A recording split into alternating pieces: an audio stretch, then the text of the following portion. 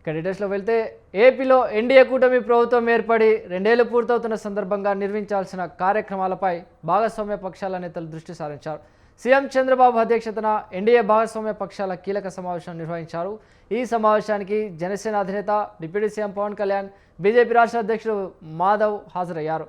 ప్రభుత్వ 2 ఏళ్ల పాలన పూర్తి చేసుకున్న నేపథ్యంలో సాధించిన విజయాలను, ప్రజా సంక్షేమ కార్యక్రమాలను ప్రజల్లోకి బలంగా తీసుకువెళ్లేందుకు అనుసరించాల్సిన వ్యూహాలపై ఈ సమావేశంలో ప్రధానంగా చర్చించారు.